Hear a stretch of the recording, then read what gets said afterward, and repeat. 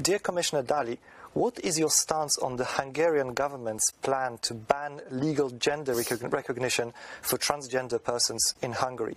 Do you think it goes against European values and policy?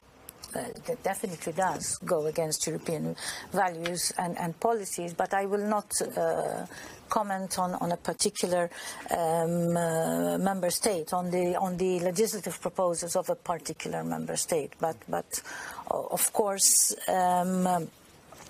rights of trans persons are protected in the European Convention of Human Rights and have been addressed in the Court of Human Rights, and trans persons have got redress from the European Court of Human Rights. So there is an instrument, but it's very, very appalling that today, when we know all that we know, that nobody is a trans person through any fault of his or her own, and that we still see these things. I mean, for me, it is incomprehensible.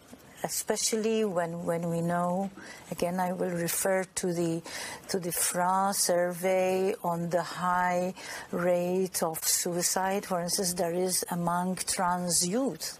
And obviously this is because they are not accepted in their societies or by their families, or they are bullied at school. So now we have no excuse. We have the science, we have the data, we have the research, which is telling us, and when I see that data, and I say, why are we doing this?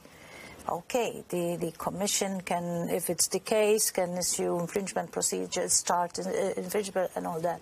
But for me, that is not the way also. I mean, we really must make legislators understand that trans people are people like me and like you, and they deserve to lead a good life. Like, we all want to be happy. We all want to be on the job that we want to do. All people aspire to, I think. So why make life difficult or impossible, I would say? Because the trans people who commit suicide is because they think that life has become impossible for them. Why? Why do we do this? It is people with a mind and a heart who are legislating. For me, I really find this very, very difficult to understand as a legislator myself. So I always say that we must put on the shoes of the person we are trying to understand and walk a few paces in those shoes. And that is when you will be in a position to speak about the reality of that person.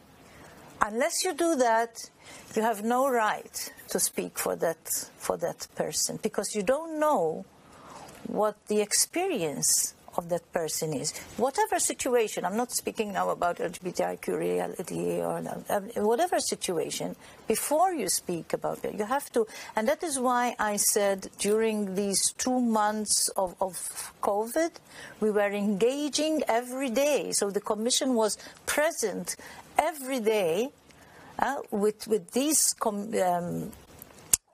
communities, so that then we can understand and then be able to come out with policies and with legislation and with recovery plans which take in this reality, because we have engaged, we have studied that reality, and we could understand it. And only when you can understand a reality are you in a position to do something about it or not do something about it. Because you can cause harm also by omission, by not doing something And that is what I say to member states who have not legislating, that even there, obviously, there is a problem, not only in member states which propose legislation, as you have mentioned,